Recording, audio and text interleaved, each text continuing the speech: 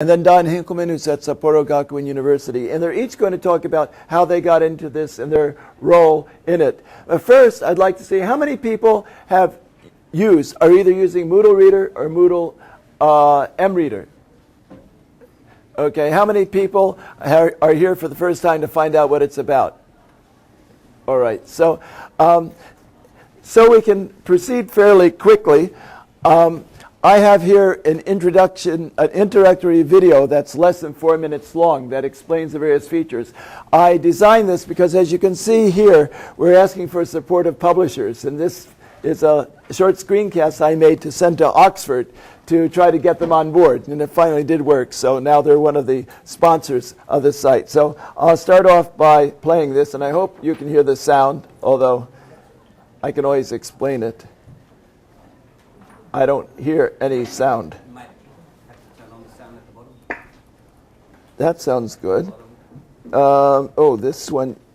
800 quizzes. Okay, let's start again. MoodleReader module, as well as the new. It somehow turned itself off. Come on.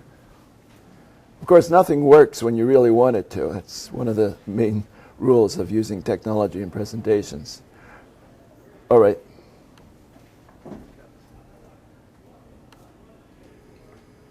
This is a brief introduction to the new user-friendly version of the MoodleReader module. You might be familiar with the old version, which is here located at this URL. There are now 2,800 quizzes on the MoodleReader module, as well as the new MReader version. At the bottom, there are advertisements or the logos of our supporters. This is just a mock-up. None of these have yet committed themselves. Now most of them have. The site. Now let's take a brief tour. Here are the available books on the site. You can choose any publisher and click on search and get a listing of all of the books like this. And you can see we have virtually all of the bookworms, and the same for almost all the others. The Oxford Classic Tales are complete. Dominoes were about 80% complete. Fact files, 90%. There's a list of the complete ones on here. Reading tree. We have all from level 5 through 9. Now back to the top page. And let's log in. Now I've logged in as a teacher. Teachers go directly to their page and they see one of their classes. They can change to their other classes through this pull down here. You can't see it, sorry. A student's listing by clicking on the student's name. And so this is what a student's page looks like. Here's a record of all the quizzes that have been taken. Here are the total number of words read so far, and there's a cover of each book like this. There's also a colored progress bar, so this student has passed the goal of 50,000 words. The student takes a quiz by selecting it from the pull-down menu here, like this, and clicking on Start Quiz. The quizzes actually look like this. There are usually 10 items in all, 4 of which are multiple choice questions, and then there are usually 2 who said questions like this, followed by some true and false questions, and finally a drag and drop one where there are some random events in the story that the students have to put in chronological order. They only see one question at a time, though. At the bottom of the teacher's page, there is an advertisement which rotates. So there are 20, or will be 20 advertisements chosen by the publishers, and every time you refresh the page, you get a different advertisement like this. And only teachers. Well, that's only teachers here, nothing on the student pages. The new MReader version. If you'd like to know more, feel free to contact me, Tom Robb, at tom@tomrobb.com. com. Thank you. Okay, so next, thank you, Makimi. We'll go into the individual presentations about how each individual on the stage has been involved in the program. They've been, oh, I see. You have it, okay. Been engaged in various roles, so.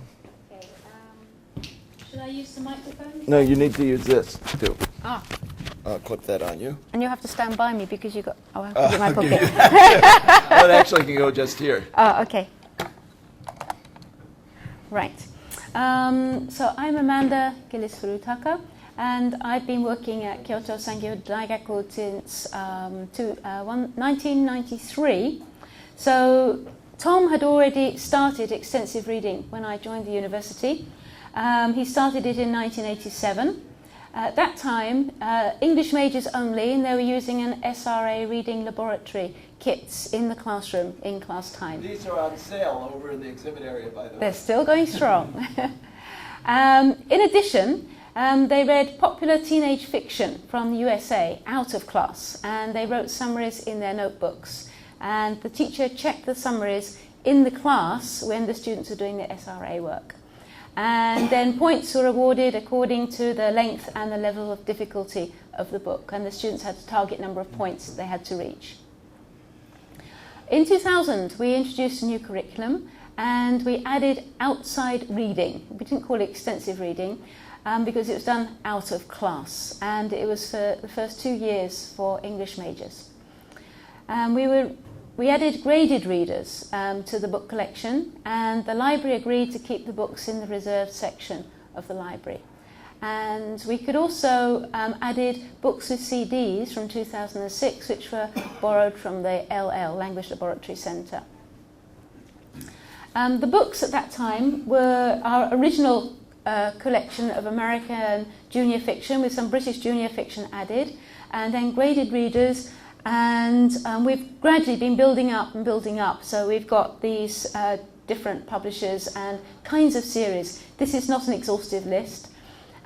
We also have native speaker readers, Oxford Reading Tree, Step Into Reading, and those books, and a bigger selection of junior fiction as well.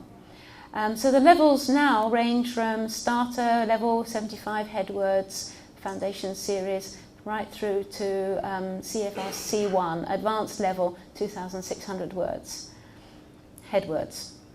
So the books are kept in the library on designated library shelves. At that time, back in 2000, the students took a book quiz to check that they had read the book, and it was in a designated computer room because it was using software, computer software. And it had to be done during the lunch break, and they could use a dictionary and they could use the book as well. You can see students there with the book open in front of them. Oh, sorry, I was looking at the next slide. There are students with the book open in front of them. Yeah. We had to have teachers monitoring because the students often needed help with getting the program up, finding the book, and they cheated if they were left to their own devices. The software we used is called Accelerated Reader. It's widely used in the US for elementary, junior high school reading programs, and it's available from Renaissance Learning. It has thousands of quizzes for America Junior Fiction, and it allows you to add 100 quizzes of your own. But 100 quizzes only for graded readers, this was one of the stumbling blocks. This is what it looks like. Each quiz has 10 questions with multiple choice answers, and the students have to get 50% or less correct. And if they get less than 50%, they will get 0. We've made it a little tougher with MoodleReader, MReader. It's now 60%. We'll explain You can later. configure that, though. Yeah. With the accelerated reader system, the students gain points based on the length and degree of difficulty of the books again, and the number of questions they answered correctly. But there were problems inherent in the system.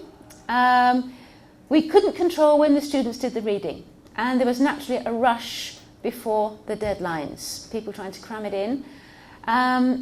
Panic before the deadlines encouraged cheating, and cheating was really quite easy. There were cheat sheets circulated. They could produce the cheat sheets quite easily because they were the same 10 questions for every book. And so the students just had to memorize the questions or memorize the answers, and then after they'd done the quiz, quickly make a note and then pass it to their classmates. Using the lunch break was problematic for the students. They have club activities, other things to do. They have to eat lunch, and also for the teachers.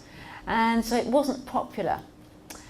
We also couldn't control the level that the students were reading at, and so they were trying to read books that were too hard because they wanted to get more points, especially towards the deadline.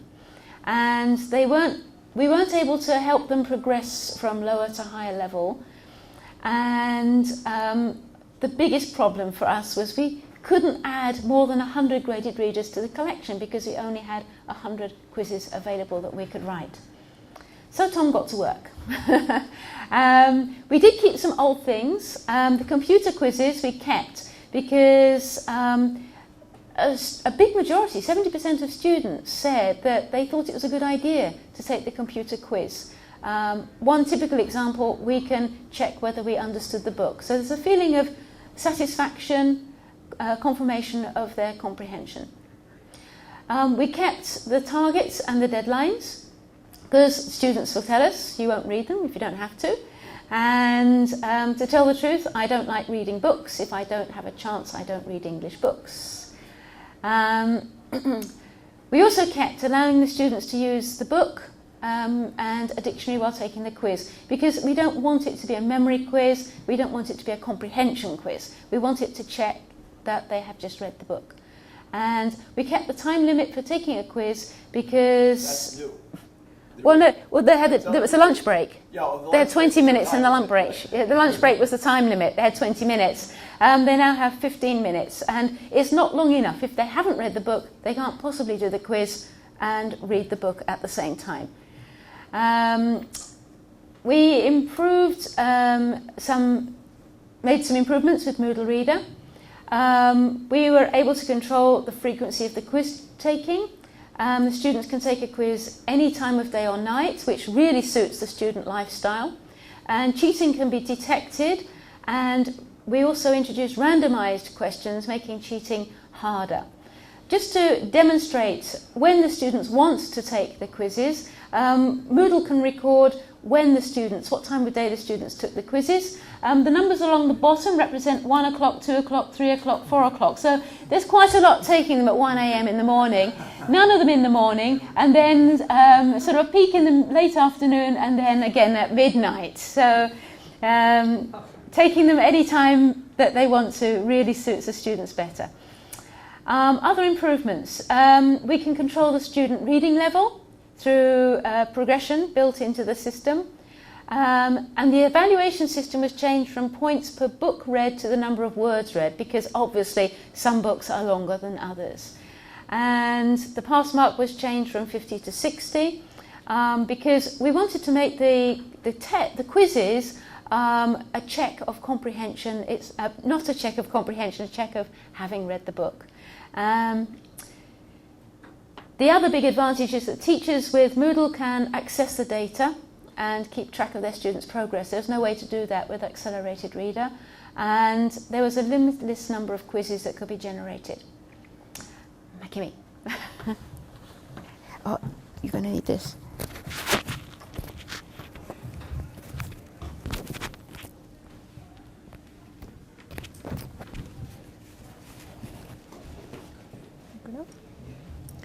Okay, from here I take over and talk about the university-wide adoption at Kyoto Sangyo University. After seeing the success in foreign language faculty, we decided, or General Education English Committee decided, that was basically Tom, me, and one more colleague, decided to implement this program university-wide so that all the first-year student will take the English reading program. So it started in 2009. And every year we have about 2,500 students coming into university, about 3,000, and about 2,300 students, 500 students are taking general education required English courses. And also at that time, the Faculty of Culture wasn't part of the general education English courses, but they decided to implement the extensive reading program too. So in 2009, we have the university-wide implementation of extensive reading at our university. And we will talk about how we implemented it. So since the decision-making group was so small, so making decision wasn't so hard, but we had 80 teachers, including part-timers and full-timers, that we need to inform our decision. But we just decided to tell them that we do it and then requested to have that information in their syllabus. And we also asked teachers to give out the handouts to the students. That simply explained why we're doing this extensive reading program and where to check out books, or how many quizzes they need to take, or what level they are in, or the goal words they have to achieve by the end of the semester. So teacher really doesn't have to know what the extensive reading was about. They just need to hand out the sheet of paper to the student, and students were supposed to read it and start doing their own. And at the end of the semester, teacher receive an Excel sheet that has the score of the extensive reading, and then they just need to put it into their final grade. And of course, we all of a sudden 3,000 students reading books, so the library circulation was quite jumped up. So in 2008, they were just labeling by call number, but it was too confusing, it turned out. So in 2009, the books are color-coded by level and placed in one section. So the students are easily find their book of their own level. But there was a shortage of the book, of course. We didn't have enough book. The library shelves are empty all the time, so we had to make a rule that all students can only borrow book one at a time. But still, that made library very happy because the circulation jumped up like 4 or 5 times or more in 1 year. And since we didn't require teachers to have any knowledge about ER, it was quite smooth start to the program. They just needed to hand out the information and calculate the final grades in the end. But of course, they don't know about how good it is, so some teachers are not so cooperative with the program. But once they know how effective it is, they started to participate in the program more actively. And we had some challenges with the school administration too. The first one was who to host the MoodleReader server. And until 2010, the school was refused, or very reluctant to have a MoodleReader server on their own computer center server. So Tom has to keep it in his own office and run it for a long time. So whenever the server is down, he has to come to the school and then press the button to reboot the server. But in 2010, finally the Information Computer Center agreed to take care of it, but somehow they changed their attitude again. They are not so cooperative anymore. So this year, in the middle of the semester, everything was moved to MoodleReader.org. Oh, mreader.org, sorry. And even though we have the help page for the students whenever they have a problem to report what their problems are, if students have computer problem, or they find their books are too difficult, or they may find the problem in the question too. So they are a help page to support students. But still, students go to the computer center or general education office or the faculty office they belong to to report their problems. And every time that happens, officers are quite unhappy with that. So we implemented it university-wide, and of course, we wanted to know how effective the program works. So we wanted to compare the students who never did extensive reading and the student who did extensive reading for a year. So we decided to compare the general education student in 2008 who didn't do any extensive reading and with a student 2009 who did the year-long extensive reading. And fortunately, the students' populations are about the same. Their English levels are the same. We tested at the placement test. We gave the same test to the students in 2008 and 2009 and proved that their English levels are about the same. And identical final examination are given to these students too, and then compare the result. And here's the result. And sorry about the Japanese labels, but this is just the name of the faculty, and we compared the 2008 and 2009 result scores. And every gakubu, every faculty, as soon as I started to see Japanese, I started to speak Japanese too. Sorry about that. So every gakubu, I said it again, every faculty.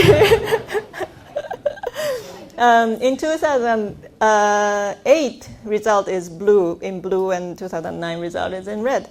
And as you can see, every faculty can achieve quite a lot. It's significantly different. And it's even more significant if we see this by level. Our general education students were streamed into 5 levels. And if we see this result by level 1 students in 2009 got almost the same score of the average of level 3 in 2008. And student in level 3 in 2009 even did better than the level 5 student, which is the highest level student in general education, than in 2008. So they jumped up by 2 levels just having a year of extensive reading. And we proved that it was effective program. But this is just the average score, and this includes the people who didn't really participate in a program, even though it was part of the grade, it was required assignment. And the first year we had only 70% of the participation, but we still showed this significant difference. So we needed to make some improvements to achieve more participation rate. So we talked about this program to 80 general education teachers annually when we have an annual gathering, social gathering, and explained how effective it is and how teachers should deal with students in these programs. And we also bought a class set that teacher can bring it into classroom, especially in the beginning of the year, to orient student in class, because students never know how to do extensive reading and never seen a graded reader before. So it was nice to show them how they do it in class time once, and then second time they can go to the library and check out their own books. And of course, that result we showed you is really noticeable. So these results convinced many of the students and teachers the value of extensive reading too. And of course, grading system needed to be changed. In the beginning, we only had plus minus 5 points, so it's just part of 10% of their final grade was from extensive reading, but we need to change it to 20%. Then basically they have to read some to get points, otherwise they will fail the course. Then finally we achieved 95 participation in 2012 spring semester as compared to 72 when we started it. So we are making some improvements. And unfortunately, our university curriculum changed, so we are not requiring all the students ER anymore, but we shouldn't go into the detail of that part. And then we went on to Amanda. I just wanted to mention one thing there. But despite the fact that the university isn't supporting extensive reading as much, someone just told me that on the trains in the Kyoto, Osaka area, they're using extensive reading in the adverts along in the trains, showing how we're doing extensive reading. What a cheek. Yeah, how cheeky. Okay, back to me. Of course, this is an ongoing project. We still have other things, issues under development. So making additional quizzes. New books are being published all the time. We want to add to our collection, and we need people to make quizzes. All the quizzes are made by volunteers on a voluntary basis. We do have hundreds of people working on it, but if anybody's interested, then contact Tom. We need to provide enough books, and we need more training for the English majors to become independent readers from their third year. So we've been talking about the general education department, but the English majors have been doing it all the time as well. But we feel that in the first 2 years of their English course, they're having to do it on their intensive English program. In the third year, they have very few required classes, and they're stopping reading. And so we want them to become independent enough by the end of second year to want to carry on reading in their third and fourth years. We need to increase teacher involvement, a little bit more teacher training, professional development. System management, Tom needs a little bit more assistance perhaps. It's an awfully heavy workload for Tom. And feedback to students, teachers, administrators about the effectiveness of the program. We need lots more feedback to know how well it is or isn't going, and so we're really happy that you're here today to let us know what you think. Further ongoing issues. Student training is really important. Developing a reading habit, getting the students to set regular times for reading and quiz taking, learning to read for general understanding rather than worrying about understanding everything they read. Reducing now, with MReader, the students can take the quizzes on their phones and on their iPads, and so computer phobia is not such a big deal anymore, but it was a problem when we were using MoodleReader that had to be done on a computer. Loss of confidence in their reading skills after failing a quiz. There are lots of debates about pros and cons of setting a quiz at the end. There are students who say they feel a sense of achievement that, when they pass the quiz, but not everybody. And we're still working on how to handle students who choose to read nothing. Although it's 20% of their course grade, there are students who can read nothing and still pass the class. That's me. Aaron, please. Yep. Can they do, you have to put them in order, can that be done on the phones now? Put them in, yes, you can drag and drop with your finger. It works? Mhm. Okay, good. That was You need this one too, right? I do need that one, okay. That's just for the video camera. Put that there. Okay. Thank you. Actually, I'm a little more comfortable talking without the microphone. Is that okay? I'm a teacher at Kyoto University of Foreign Studies, and I'm just going to talk for about 5 minutes about my role in MoodleReader.org and MReader. Actually, before coming to Kyoto University of Foreign Studies, I was a contract teacher at Kyoto Sangyo with Tom and Amanda and Makimi.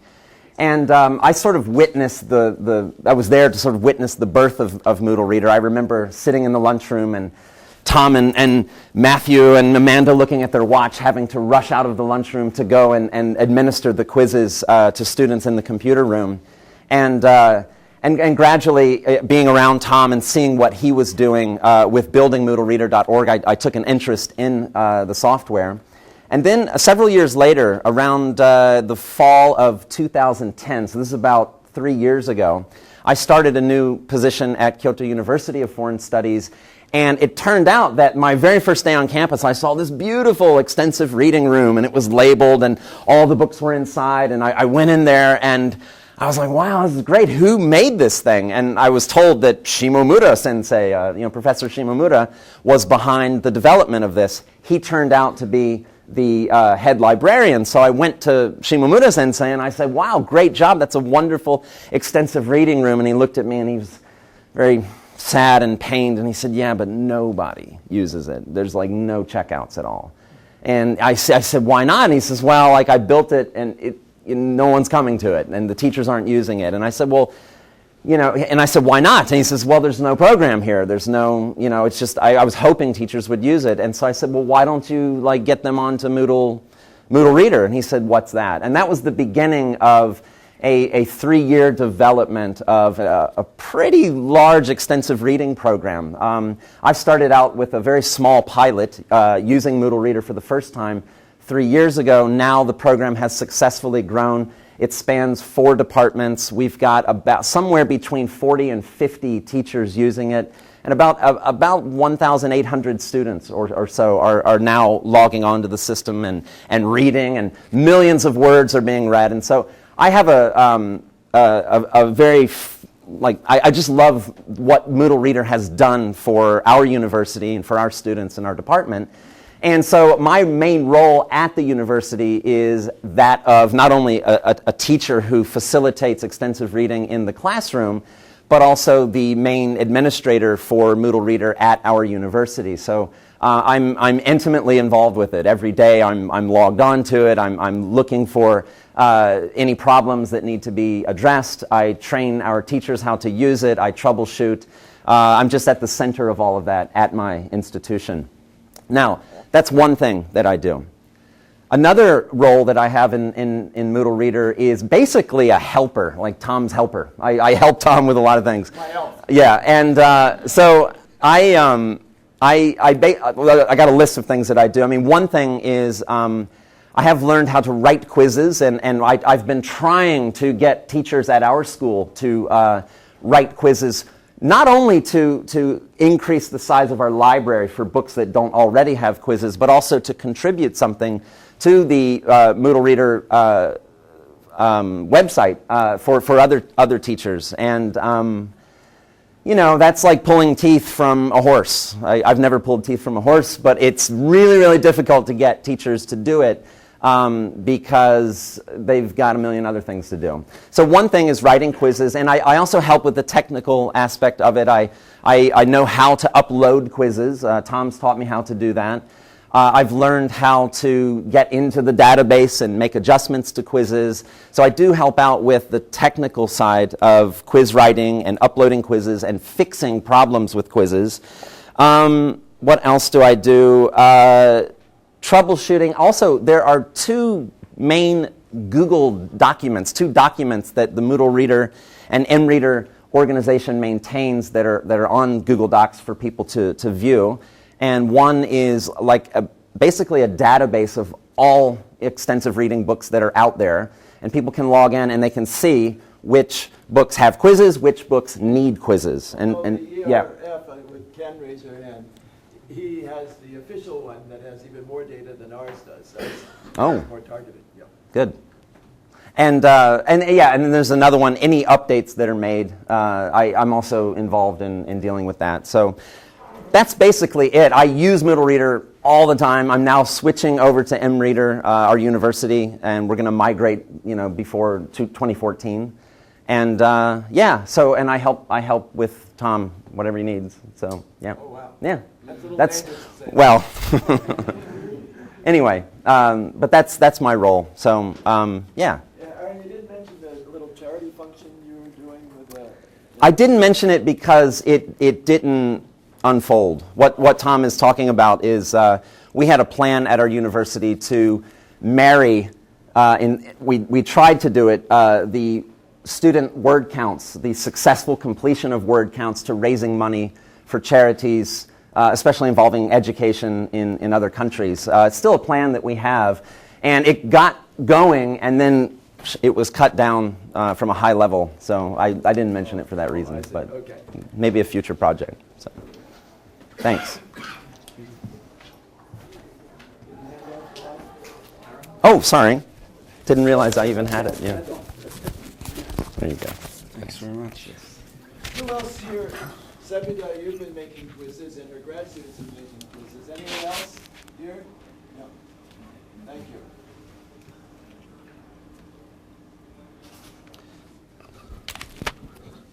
Okay. Just clip it on your collar.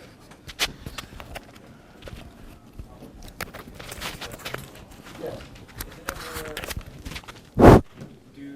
Does anybody use that in their class as an activity where they make Is that all? Okay. MoodleReader quizzes as almost Yes, an there have been activity or some that have something? done it in their seminar class, really relatively high-level seminar class, where they've done it, but then the teacher has to fix it because they don't really know how to make good test items, right? But yeah, it's a good activity, in a way that, kickstart new quizzes. Okay, I'm Eric Hagley from Browne Institute of Technology, the other MIT. Our university started using, I'll come to that, but I'm in charge of what we're calling the Quiz Quality Assurance Project.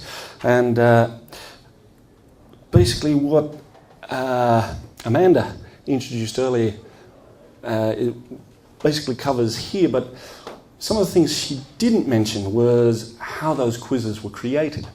And one of the things that occurred was Tom said, okay, we're moving to MoodleReader, let's move everything quickly, let's create these quizzes quickly. And when you do that, you obviously get a pretty good product, but you don't get a perfect product. And when we started using the MoodleReader, we wanted to use it for a full reading program. So the grade of the students was totally related to how much they read. And when we did that for the first year, we discovered that some of the quizzes were not really up to scratch. I believe if Mr. Langdon's here now, he did a presentation this morning perhaps saying, well, they need to be a little bit better, and we discovered that too. So I put my hand up and said to Tom, how about I start to try and improve these quizzes, and that's what I've been doing since 2012. So I sent out a request to the MoodleReader.org participants, teacher participants that is, asking for people to help out, and we got quite a few responses. Some of them were responses only, but some of them also said, actually started reading the books and looking at the quizzes again. I said, okay, well, we've got to get together and rewrite some of these quizzes. How are we going to do it? Well, Tom gave us a special section in MoodleReader.org, and we got in and discussed what we needed to do. Some of the things we needed to do was increase the number of quizzes. Perhaps you're not really aware that each of the quizzes that are generated in MoodleReader.org come from a bank of quizzes. They're randomly generated. So the student who takes this quiz is the quiz is going to be different to a student who takes the same quiz with the same book quiz. And in the early stages, some of the quizzes were created and very quickly. So there were a few minor mistakes, there were some other problems there, but 5 minutes, what does that mean? We've only got 5 minutes left? Yep. 5 minutes before we have to stop the video. Oh. We have to change the tape. Okay, sorry. scary.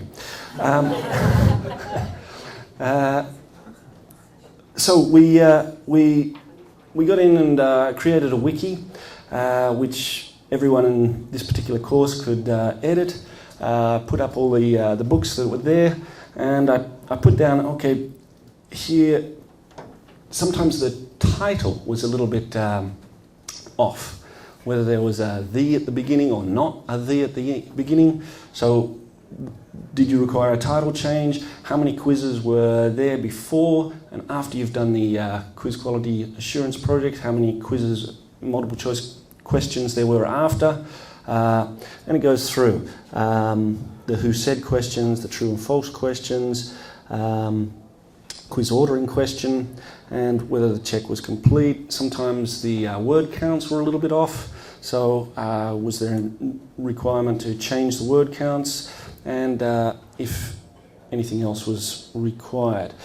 But it's not just the number of quizzes. Okay, some of the early quizzes there were only 10, so there's no randomization there. In that case, yeah, we had to increase the number of quizzes, but that's not just the only thing.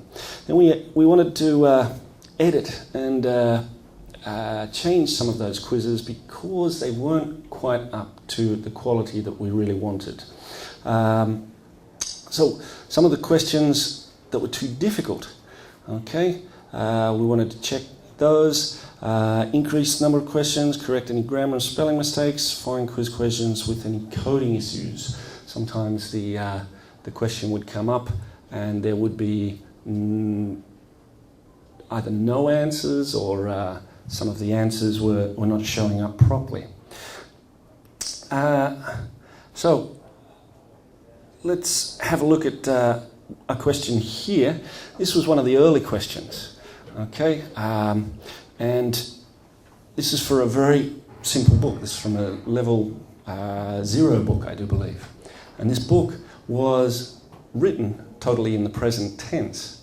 So if this is the question for that book, then you're going to have trouble doing the question. Yeah?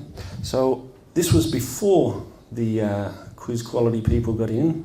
And this is the question after the quiz quality got in. Okay, so that's the type of level that the book is at. The vocabulary, the grammar, it's all been reduced. Well, made simpler.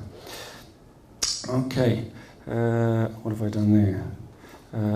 Okay, so. Microphone a little further away from now. Okay, sorry. How do we do this? Moodle is a wonderful program. The quizzes that you create, afterwards you can find out which questions were very good and which questions perhaps weren't so good. So we wanted to go in and analyze some of the questions, or all of the questions for each book.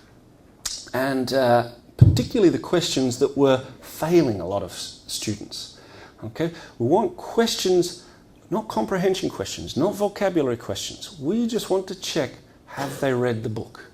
So that's the prime rationale behind MoodleReader and MReader.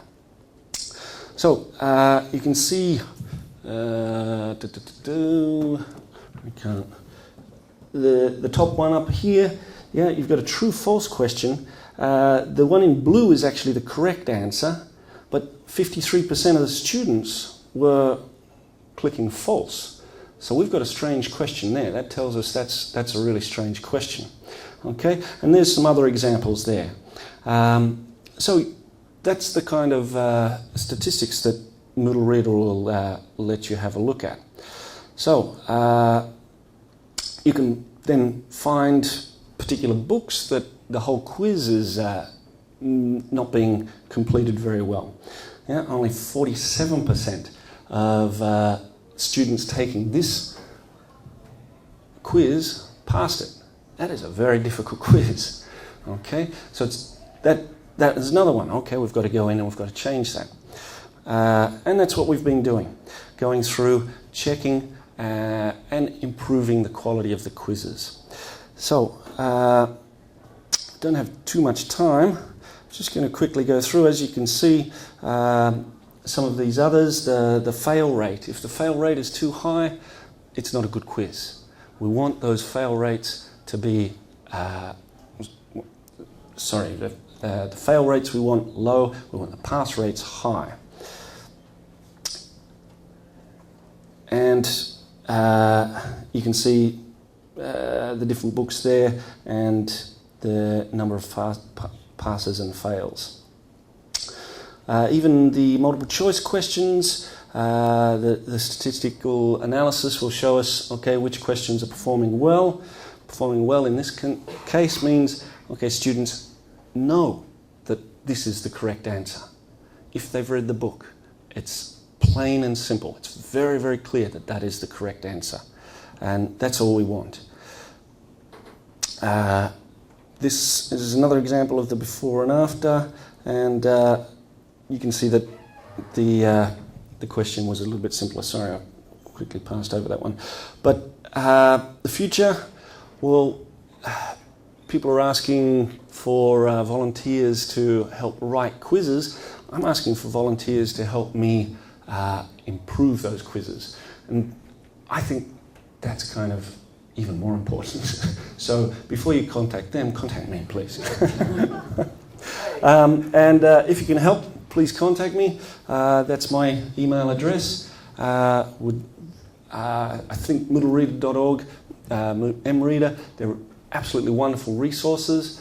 My university is also showing incredible changes in our students' English ability just through the introduction of this reading course. So I love it, and I want it to be even better than it is at the moment. Anyway, I'll finish up there. Don is next. Not too close to your lips. Okay, we up there? It's not behaving yet. Do I need to do something on this my end to make? Oh, there it goes. Okay. Oh, I did try that. it's a brand new machine, so maybe there's some setting okay. that has to be done. Oh, okay. That didn't do it. Okay, hold on. I'll just start talking. Yeah, while you start play. talking. It's a new machine. Hi everyone. I'm Don Hinkleman. Test. I'm Don, and I'm from Sapporo Gakuen University, and I'm a team leader. Look at this here. One of our teachers just bought us all. Didn't buy us all. We had to buy it. Got us all T-shirts for Sapporo Gakuen University to sort of give a athletic atmosphere to our English program. And our new theme is Can you start this? I don't know how Dream in English. And we have found that through our research, our goal is to have students dream in English. And we found that through MoodleReader, that students last year did not dream in English, but now they're dreaming in English. Don, you're on. Thank you.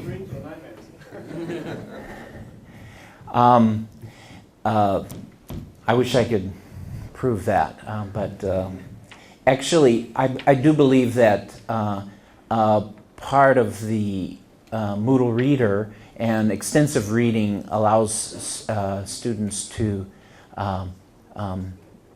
find English to be a natural communication for them. And so I believe it is related to dreaming in English. Now, in my case, I worked in extensive reading for more than almost 20 years. Did some work with paper and book reports. Went to extensive reading colloquiums that Tom Robb did at Jolt. And then it wasn't, and I got kicked out of reading. But then it wasn't until MoodleReader got started again that I realized, well, even though the school won't let me teach reading, I can still do extensive reading because this program of MoodleReader just makes it easy to do as homework. So 3 years ago, I made it as homework for my class, oral communication class. And to trick the other teachers, I said, oh, they're doing book reports in class, oral book reports. So don't worry that I'm doing reading. So I did it with 60 English majors. It was an optional bonus. There was no goal. And the 14,000 average words read per semester. And it was just me in a blended room. It means we had computers that we could go to and I could teach them how to use it. Then we started as a required 20% of the grade with 3 teachers. Actually, this was only 1 teacher. And our goal was 30,000 words, 2 books a week. And I thought, boy, I'm ambitious, till I talked to some of my colleagues, like Phil here, who does 50,000 words. And then another colleague, Glenn Hill in Obihiro, said he does 100,000 words per semester. And so I realized we're not so ambitious. This is normal. So students are now reading, the lowest is two books a semester, and the highest is 65 books a semester. That girl needs to move up a level. And a few teachers experimenting in non-computer classes. So that's what Sapporo Gakuen University is doing. And we're very excited. And just to show you how easy it is for me to add a teacher, any teacher can just go into their course. And okay, here's Matt's class. It's not syncing very well. It's not thinking very well. We don't see your whole screen. It's been like that all night. Oh no. Oh, it's so cute. Can you see it now? Oh well. Well, in our classes, you turn editing on, and you go to add activity, and there's a list of activities: quiz, forum, chat, reader. You click on reader, and reader, a little icon appears for reader in your class, and the teacher can do MoodleReader. Okay? So it's part of all the activities of the oral communication class. And I think the value of MoodleReader is that, okay, we still can't see the internet. So the value of MoodleReader is it's just easy integration into a whole class website. So that's what we do. Now, I was a little surprised to hear Rob Waring refer to MoodleReader in the past tense the other day. So I want to talk just another couple minutes on the difference of MoodleReader and MReader, because I see them as very powerful parallel strands that are going to continue both helping each other. MoodleReader is a module in the Moodle LMS. Learning Management System. It's for the whole school. It helps every subject. It helps all kinds of activities, online activities, besides extensive reading. It's within a course, and students are already enrolled. You just click, and it opens. MReader is a separate site. It uses the Moodle quiz code. It's a simplified interface. It requires to re-enroll the students, and students must go to a separate site. So the impetus to start MReader was so that teachers who didn't have to use Moodle as their LMS, but who wanted to try extensive reading and wanted to try these online assessments, they could easily do it in an easier interface. So the MoodleReader has a single site for all the schooling. It's easy access for students and greater privacy for institutions. The MReader has easier authoring. The server is already provided. Okay, so for individual teachers, it's a quick way to start ER. And it has the latest book quizzes instantly available. Over here, it can be instantly available. You just have to keep downloading them. Negative is it requires that server. If your school isn't ready to provide Moodle for all your subjects, that can be a block. And for some teachers, the comprehensive quiz tools are overkill if they're just focused on extensive reading. MReader, the negative is it requires continual security protections. You've got this huge overhead of an independent LMS to maintain. Now, in the last session, I was just making some notes about what Richard Day was saying, and he was talking about blended EIR, extensive, intensive reading, get strategy training, writing about the book. So we have to be concerned about building a site and building open source code that can include extensive and intensive reading. And then Charles and Rob were talking about this ER Open Central crowdsourcing site. I told him don't call it ER Central because it sounds like English Central. And he agreed, so maybe he'll take my title. Free materials online, crowdsourced authoring, like MoodleReaders, quizzes are crowdsourced. Community-owned online social features, learning tracking, comprehension questions. But these are the new things, speed reading and vocabulary reinforcement, all integrated into this. So we have to be concerned not just extensive reading, but all aspects of reading skills development. So that's one of the justifications, I say, toward keeping MoodleReader, MReader, ER Open Central a three-way integration. Focus on institutionalization, not just the ER lone wolves, but help institutions use ER and use other kinds of reading skills and other kinds of education through Moodle. And therefore, these are some suggestions for strategies for software development for MoodleReader, for MReader, and for ER Open Central, and their efforts, which are so grand and interesting. So I think we need to fund integration efforts to make all of these work together. Thank you very much. Thank you, Don. Wait, don't run away. Okay. All right. So you've heard from our panel. Now, you do have a handout. If you don't have a handout, we have some more here. And we've basically gone over most of the front here. On the back, there are some recent enhancements that we've made to MReader. The first one, by the way, ties in with what Don was mentioning. It's now possible for you, if you're using Moodle, to have them click on a link in their course and go straight into MReader without having to log in again. Wow. It doesn't, however, take the results and send them back to your Moodle. Okay, that's a minor thing. That's a minor thing. Year. Next year, right? We'll get to it. And we've also added a nickname, that the slot where the student can put in a nickname, which will be displayed on the top leaderboard rather than their real name, because some students, would like to be anonymous. And right now they have a choice of showing nothing, but it'd be nicer if it was a nickname. So anyway, that's there now.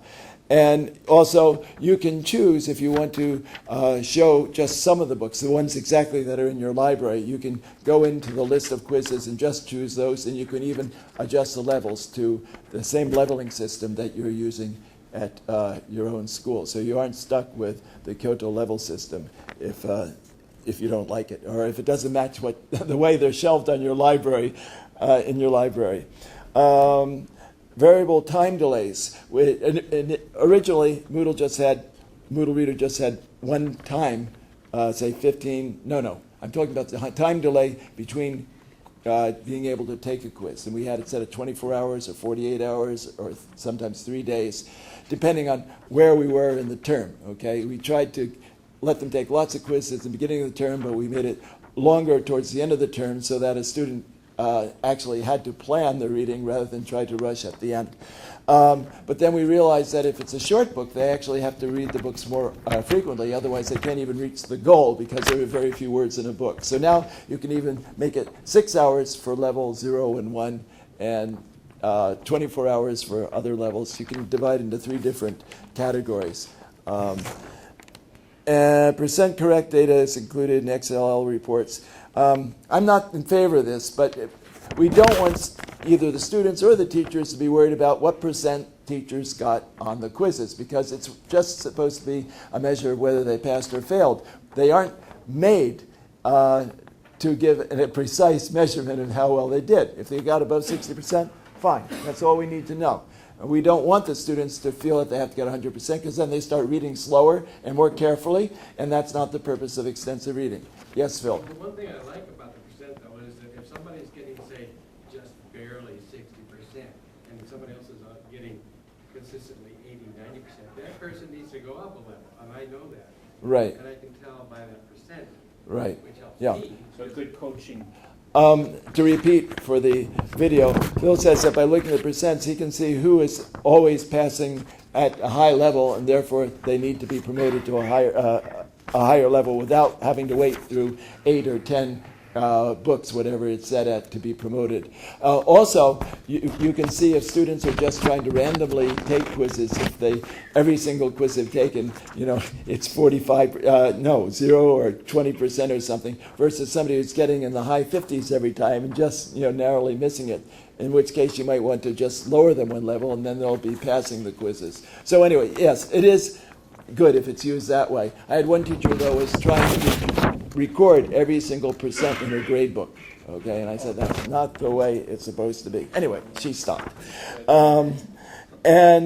Also, originally, because we were allowing MoodleReader to measure in books read rather than words read, you could choose which one. If they were reading, if it was books read, they wanted to read the thinnest ones possible, right? So they could get the book count. If it was words read, they wanted to read the thickest ones possible, so they get the highest word count. And so now that MoodleReader, MReader, only uses words, there is no reason to have a limit on how many books they can read below their level. So we've removed that. And we've also made it possible now for students to control their own reading. If they really are enthusiastic students, you can have it so that the students can then just say, I read this book, and they don't even have to take the quiz if they don't want to. Okay, that's an optional feature. I think Richard Day would like that very much. Yeah, there are teachers, it's been requested. And let's see. There's also a multi-class mode, and somebody just said they needed that. Usually you register in one class. If they registered another class, that registration disappeared because they're only supposed to be registered one class at a time. But at my school, we have a series of courses where they can be doing they have to do extensive reading in all the courses, but it's a common goal for all of them. They get the same grade, which is applied to every single course that they're taking in our theme courses. So they're registered in multiple courses. So that's possible now as well. And then there's 4 items here for future directions, and I'd like to ask you for further suggestions here. An interface to allow personal data to remain on the school network while quizzes are taken from the central MReader server. So their names are not being passed through the internet. Okay, so that's one thing. An interface that allows results to be stored on the local server. That's the opposite of what I was saying. So they log in, automatically they're logged in, they take the quiz, but then that data still goes back to your local Moodle server, or it doesn't have to be a Moodle server, some database that's in your under your own control. Facebook API to allow students to post their cover collections on Facebook, and it could be other media as well. That's quite possible. And then we're going to start to accept donations from schools that are willing to report the site. We have no intention of making the site for fee. It can never be that way because the teachers are contributing the quizzes. No one owns it except the Extensive Reading Foundation. But we will accept donations, and there'll be information on there. And Aaron, you said that your school, and hopefully and mine as well, next year will at least be donating funds to help maintain the site. Pay for student help to do a quiz input, pay for the server, and if there is any money left over, after all those are taken care of, that will go to other Extensive Reading Foundation projects. So now it's your turn to comment on any question, ask questions. Or, yes, Phil. Initially, all the quizzes are set at the Kyoto level, and then you change them from there? That's correct. They're all set at our Kyoto level, which goes from 0 to 9. Okay, it's rather strange. We originally had from 1 to 10, but then we needed a 0 level because even level 1 was too difficult for some students. But our library only had 10 colors that they could put on the spines of the book, so we removed level 10 and merged it with 9. We made a starter level, 0. Yeah. Any other? Yes. I just wanted to say I just started using the MReader site from April. Actually, I emailed you a number of times, and you always emailed me back quickly, so I was really impressed, and it was a really good change. I've been trying to manage extensive reading by myself. I didn't want to use the MoodleReader because it was complex with where I was working. So I had a really good experience. I just wanted to say that, despite me making some mistakes, I feel like for next year, the site is really pretty nice. The only question I do have, I don't know, our people might think about this. We have a kind of small, extensive reading library, and I want to basically buy books that have quizzes. And I'm trying to figure out the easiest way to do it, because do I have to go to my library? The problem is we have some books, most of them have quizzes, but I want to buy the books that don't have quizzes. So is there an easy list? There must be, right? Because I can't Yes. be the only person. You may have a better way. Put pressure on the publishers. Write an email to a publisher and say, send me an Excel sheet with the ISBNs and the titles that I will give to my library, but only the ones that have MoodleReader quizzes. Well, that's good. I did. And then they will know that. They will know the Oxford ones. said, Right. Well, actually, I wish some publishers were here because the more they realize that at some schools they aren't buying the books unless there's a quiz, then they'll hop on board and have quizzes made. And this has happened with some of the publishers. But you can get a list if you just go to the View Books in MoodleReader and look at the books at a specific level, and you can actually highlight that, copy and paste it. so that they have only quizzes. Those are the ones that have the quizzes, right? Yes, Phil. I wish you could download that, and even from your site, because it shows how many words there are too, right? And I would like a whole list of all of them with the words that I could download. On Send me an email. Send them an email. I just wanted to just follow up on that because I was intimately involved with increasing the size of our library. We started out at about 1,600 books, and we're up to over 13,000. And all of our purchasing decisions were made on, does the quiz exist on MoodleReader? But you also have to look at the level of your students. Yeah. And if you, there's some way to correlate. I'll be talking about this in my presentation tomorrow. There's a chart of TOEIC scores and different measures that if you know, for example, your student's TOEIC score, you can kind of see what levels, if you have it on a curve, for example, you'll know that you need to buy a bulk of your books at level 4, level 5, level 6, something like that. Actually, I found that chart that I got off of MoodleReader.org was actually recommending too high. I found in experience the students actually needed more lower level books to begin with. So, but yeah, if that's, you might look at that too. Thank you. Ken? The ERF graded reader list, which is an online database, has a column whether they have a MoodleReader quiz or not. Yes, and right. they also have all the word counts as well, and you can download those. And, If you go to erfoundation.org, which is our WordPress website, and then there's one tab for graded readers, and in that you will find a link to the site. It's all in a Google Doc, actually, with one page for every single publisher of graded readers. Yes, especially during the summer. Yes. Do you collect star ratings from students and then publish an average popularity rating for each book, and maybe even reviews? Okay. Actually, right now, MReader doesn't show that. A MoodleReader did. at the end of every quiz, there's some post-quiz questions. And when the first question is, how much did you like the book? It's just a 4-level scale. And that is kept in perpetuity. There are also some other questions about flow and how much dictionary lookup there was and so forth. And actually, you can tailor-make those post-quiz questions, except for the first one, how much they liked it, to your own needs, and get that data for your students. It's downloadable. Okay. How about for the whole universe? The whole universe, no, we don't have that available. And that gets a bit touchy because of the publishers are supporting it, and now we're showing data that their books aren't any good.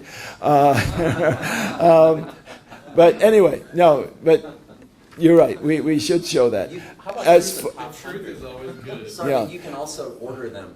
You can go to the View Book Selection, and you can order by genre or by level, and you can order them according to their popularity score. So you can see On MReader and MoodleReader you MoodleReader, can. yeah, MoodleReader. Right. Within your site. Yeah, within your own site. But I think the scores are for the whole universe. Right. Not for your own. Anyway, send me an email on that. But the one about reviews is a bit problematic because if you have reviews, students can read the reviews and then try to take the quiz based on the reviews they've read. Right.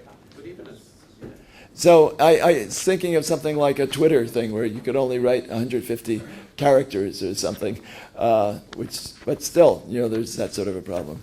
Septa, you had your hand up.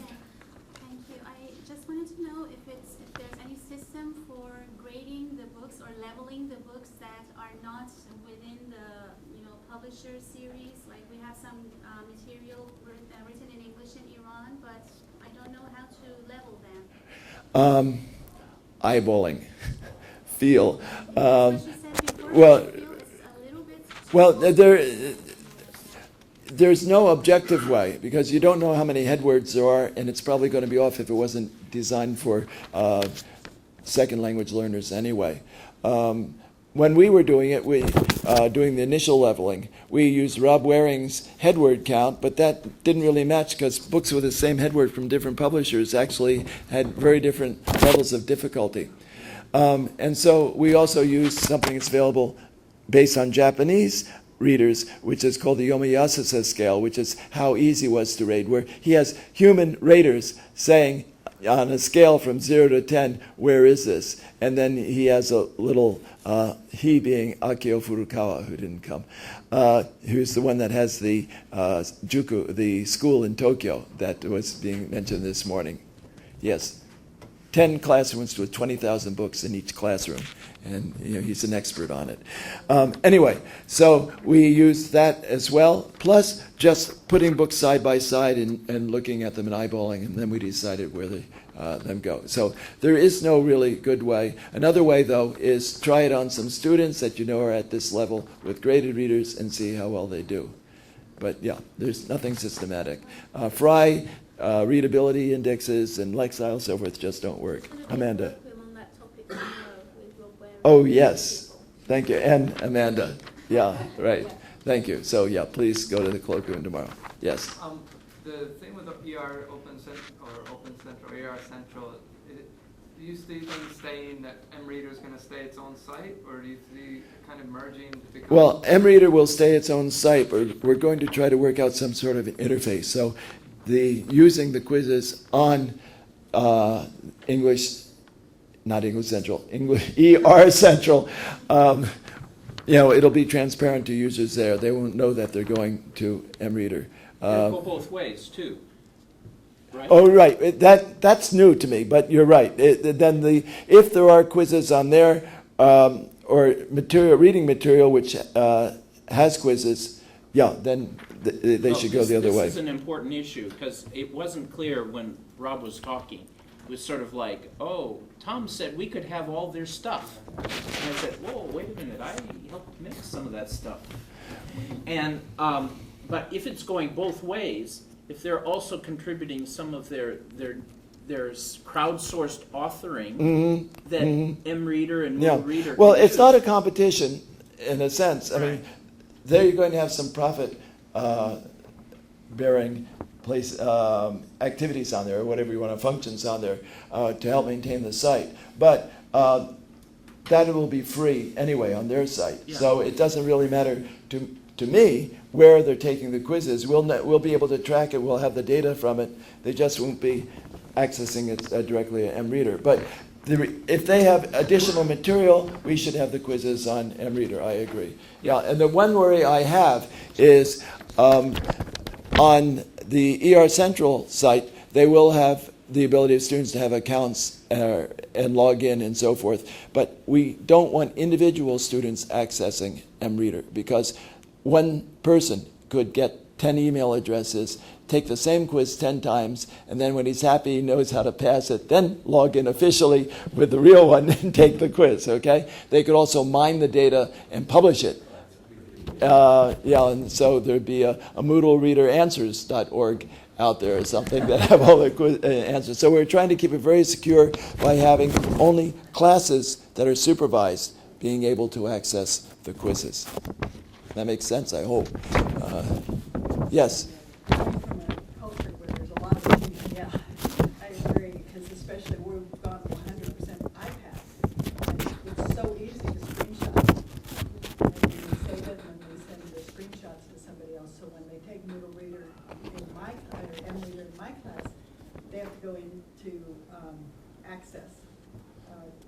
I forgot, we've had the summer now. But anyway, there's a program that locks their computer so they can only have, if it's an online book, they can have the tab with their online book, and they can have the tab with MReader, and that's all they can go to. They can't go anywhere else. Oh, that's good. Maybe we should talk about other strategies. Yeah, because the ability to take screenshots of individual quiz pages could be very dangerous. But I wanted to say too, Tom, I really appreciate it, because I've been using MoodleReader and MReaders for quite a while now. And anytime I had questions, no matter when I had questions or whatever, you were a fantastic source for help. Oh, thank you. Yeah, I hope I can continue to be that. Why, even after I retire, which is only 3 years, Freudian slip, 3 years down the road. We still have, 15 more minutes? Yeah, so do you have any suggestions? Is there something you'd like it to do that it doesn't do? We do have a programmer, and we can prioritize any new functions that look technically feasible. York? Time limit? Can we adjust the time limit for quizzes? Yes. Saying it's too short. Yeah. What? Yes. Yeah. Really? Yes. 50 minutes is a big complaint. What level? Have they read the book first, or are they trying to read the book as they take the quizzes? They might be at too high a level. Well, yeah, that's the thing. And that's what my initial response to them will be, is make sure you're reading, Well, just say, well, if you want to do that, I'm lowering your level. Just do it. Yeah, I wouldn't be opposed to having a flexible time limit, but we have very low students. 15 minutes is fine. And I know that because we have a blended room, so I'm watching them as they take it. And if they've read it. But it might be part of the quiz quality thing that Eric was talking about, because Yes. I think there's one point here that is Yes. really important for teachers to understand, is the who said question. Yeah, And it's let's go into the that. who said Yeah. question Yeah. that is taking their time. Yeah. Now, what the teacher has to tell the students at the beginning of the reading program is the who said question, you should not have to go and find it. You should know. Only this person could have said it. Yeah. That's the rationale behind the question. Yeah. Right. We've reduced it to 2 out of the 10 max, and all the ones that Eric's revising. Students don't remember the names. But it's like if I read a book set in Japan and all the Japanese names, and then I'm supposed to switch to character. I don't remember names. I remember the first letter of the name, and if there are 3 that start with S, then I'm just... I couldn't take some of the quizzes because I just don't focus on the names. Yeah. Well, technically it is possible, yes. But then... And the ordering is really tricky. That takes a lot of time. And detail focused. I think we need more global. Who said what and the ordering? Paul Nation was saying, that detail stuff.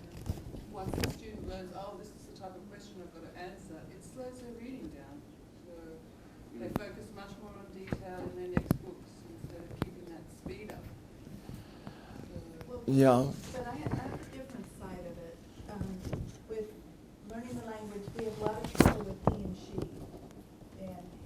and oftentimes who said such and such, if they find it in the book, it said he said.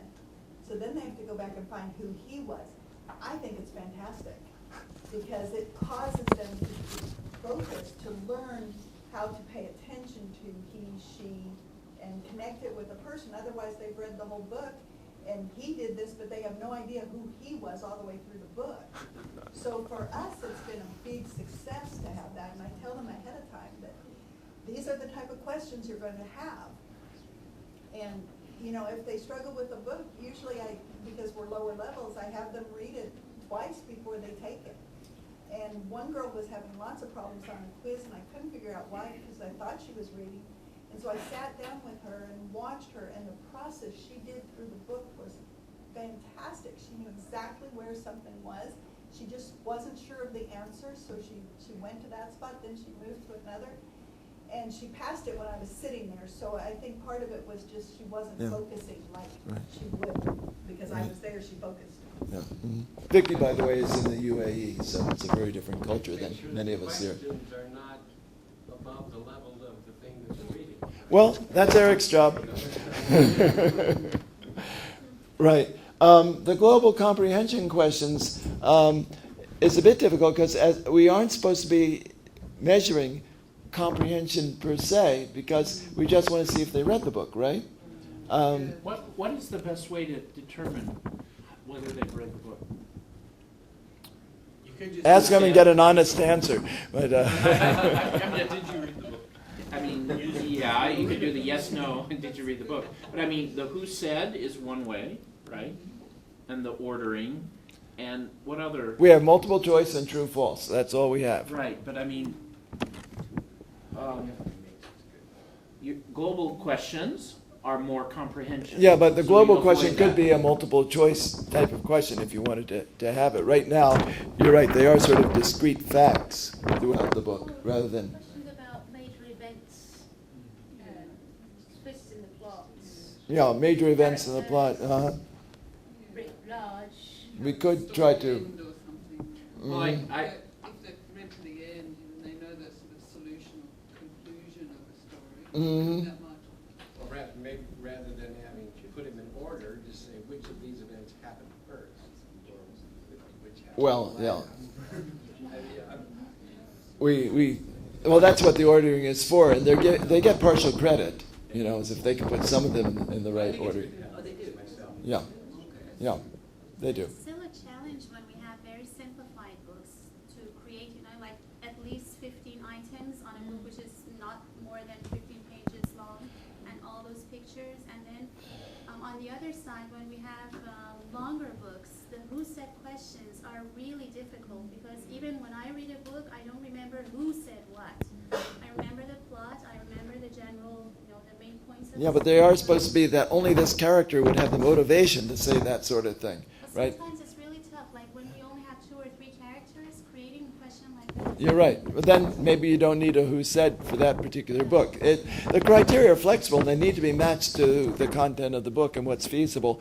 We do have fewer questions than some that are too simple really to have 10 questions. So we only show 6 questions, for example, to the students. For some of the really low-level kids readers.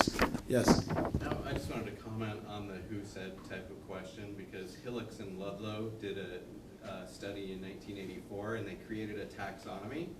And the who said question is what's called a stated relationship question between 2 specific pieces of information, and they usually only appear once in a text. So what you're asking is that who said, it's one statement, right? It appears one time in the book. That's different from key details, which repeat several different times, or basic stated information, Right. which is part and parcel to Mhm, understanding anything in the book. Mhm. So when you choose that stated relationship, like it's a really good discriminator to determine whether they read the book or not.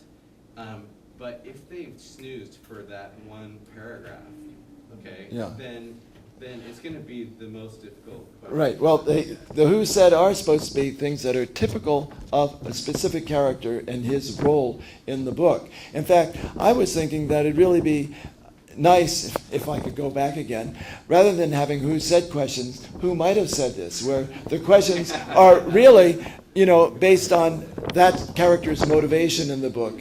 And so, like, somebody says, I wish I could kill her.